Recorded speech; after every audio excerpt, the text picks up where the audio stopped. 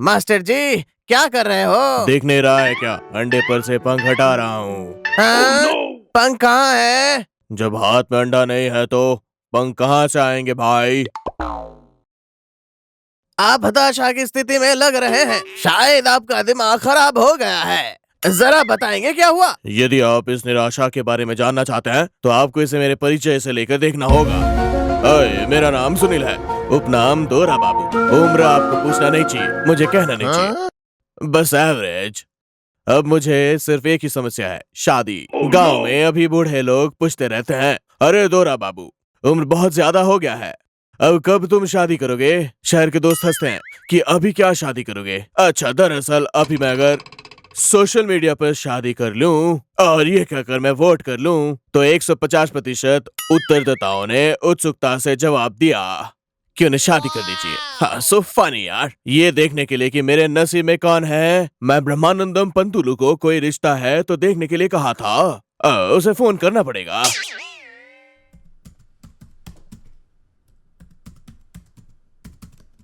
अरे ये क्या, मैंने सोचा कि आप ऑडियो कॉलिंग में आएंगे लेकिन आप तो एक ही बार में वीडियो कॉलिंग में आ गए। दोनों ही मुफ्त है। पहले बात क्या है ये बताओ। मेरी मैच फिक्सिंग कहाँ तक आया भैया? आपका फैसला कल बताया आपने, देखना होगा। वैसे भी लड़की मिलना इतना आसान नहीं है, और ऊपर से 7 पीढ़ी उस तरफ 7 पीढ़ी इस तरफ देखना पड़ेगा। अगर मैं 7 पीढ़ी उस तरफ और 7 पीढ़ी इस तरफ देखने लगूंगा तो मैं 70 साल का हो जाऊंगा। इस पीढ़ी की लड़की को देख लीजिए, बहुत है। मतलब न्यूनतम लड़की अपने नामों को स्पष्ट रूप से बताएं। अच्छा, तो सिंगल डिमांड, ज्यादा दहेज। You mean big dowry? कितनी उम्मीद कर रहे हो? 9 या 10 लाख? हाँ, करोड़। क्रोर्स?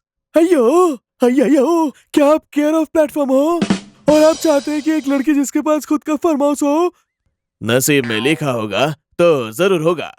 दहेज ज्यादा लेंगे तो मुश्किलें भी ज्यादा लिखे हुए होंगे बेटे।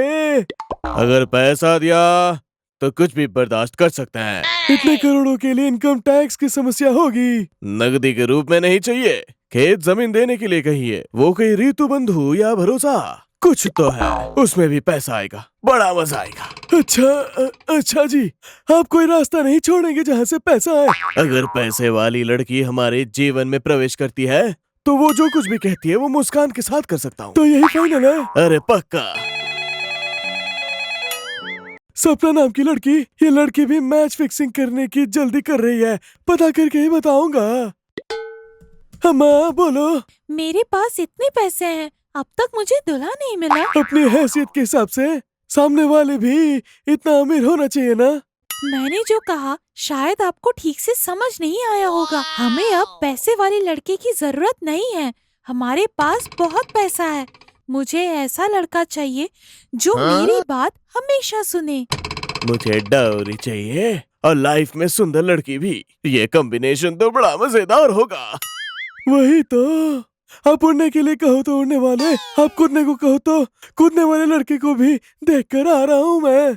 क्या मेरे लिए अच्छे से खाना पकाएगा? वो कपड़े भी अच्छी तरह धोता है और वो इस्त्री भी करके देगा। बिल्कुल, मुझे ऐसे ही कोई चाहिए। तो फिर लॉक कर दूं? तुरंत लॉक कर दो। दोरा बाबू, क्या तुम मेरे लिए अच्छी कोल्ड कॉफी ला सकते हो?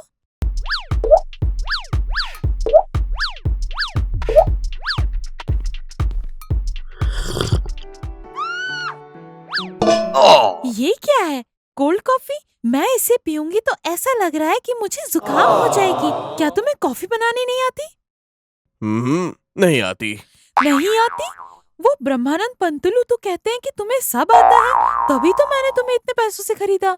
मैं इसे YouTube पर देखकर तुरंत सीखूंगा।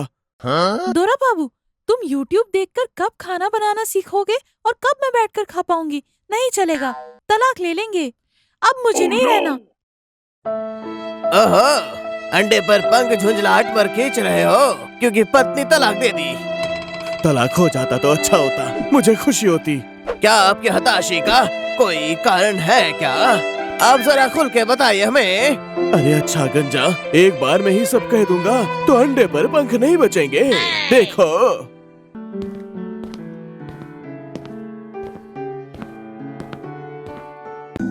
जादुई अजीब जानवर। जंगल में एक बड़ा जादुई अजीब जानवर था। यह देखने में बहुत ही भयानक था। कभी कभी यह हवा में उड़कर आता था और जो भी जानवर मिलता उसे उठा कर ले जाता था। बाप रे, वह भयानक अजीब जानवर यहीं आ रहा है, भागो भागो। जाओ जाओ, किसी दिन तुम भी मेरा आहार बनोगे। जिस जानवर को वो उठाकर ले जाता उसे एक बड़ी गुफा के अंदर ले जाता था और एक जादुई जानवर और एक बूढ़ा चील जो वहाँ रहता था मिलकर खाते।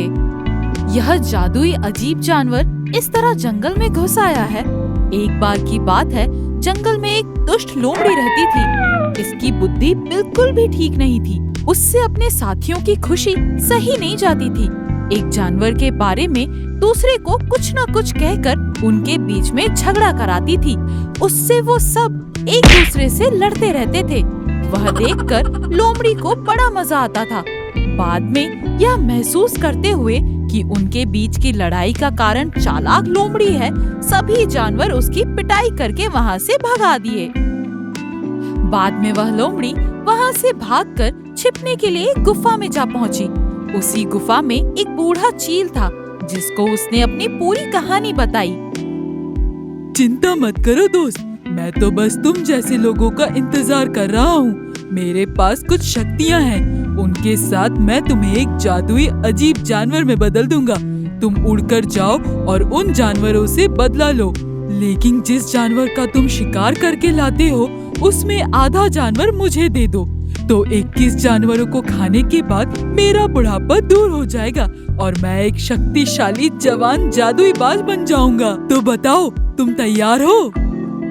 लोमड़ी ने खुशी खुशी उन शब्दों को स्वीकार कर लिया और बूढ़े बाज ने अपने प्रताप से लोमड़ी को एक जादुई जानवर में बदल दिया। लोमड़ी, जो तब से एक अजीब जानवर बन गई है, गुस्से में जंगल में जानवरों पर हमला करने लगी।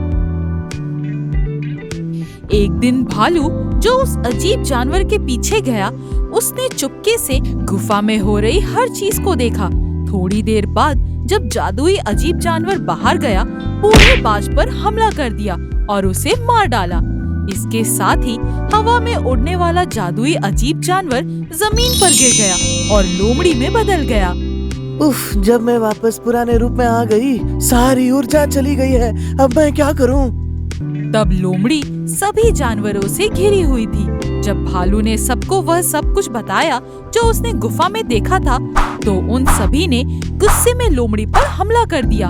उनसे बचने के लिए लोमड़ी भागी और गलती से नदी में कूद गई, धारा में बह गई और मर गई। इस प्रकार जंगल के सभी जानवर खुशी खुशी जीवन व्यतीत करने लगे, जैसे ही दुष्ट लोमड़ी के पीड़ा से बच गए। इसीलिए कहा जाता है, बुरे विचार हमें हमेशा हानि पहुंचाते हैं। गुड़िया घर, कहानी सीख के साथ। एक जंगल में एक कबूतर और एक कछुआ रहते थे। कबूतर बहुत ही अच्छा था, अपने काम से काम रखता था और किसी को कुछ नहीं कहता था। पर कछुआ बहुत घमंडी था, सबका मजाक उड़ाता था। किसी न किसी को कुछ ना कहे तो उसको नींद ही नहीं आती थी। एक दिन अपने घोंसले में बैठे कबूतर से पूछा, ओ कबूतर, क्या ये तुम्हारा घोंसला है? कबूतर खुश होकर बोला, हाँ, ये मेरा गुड्डा घर है, बड़ी मुश्किल से मैंने ही बनाया। ये सुन कछुए ने कहा, इससे तो अच्छा मेरा कवच ही होगा।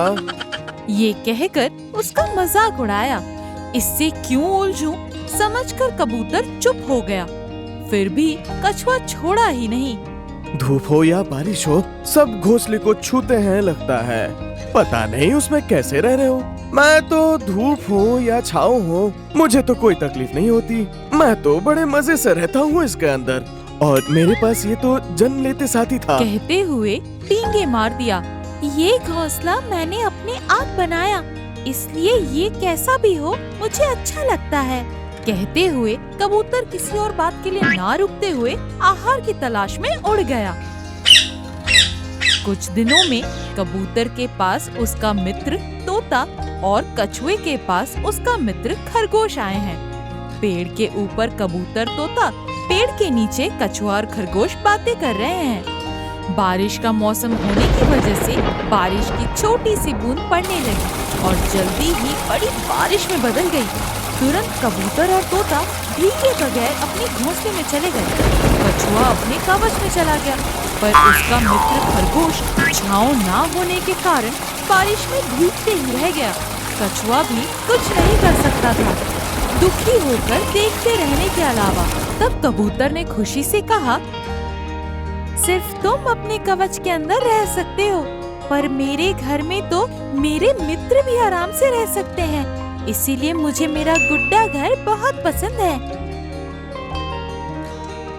कबूतर के बातों की सच्चाई समझकर कछुए ने फिर कभी भी सामने वाले का मजाक उड़ाना और डींगे मारना नहीं किया। पेड़ पर राक्षस, मुझे क्या डर।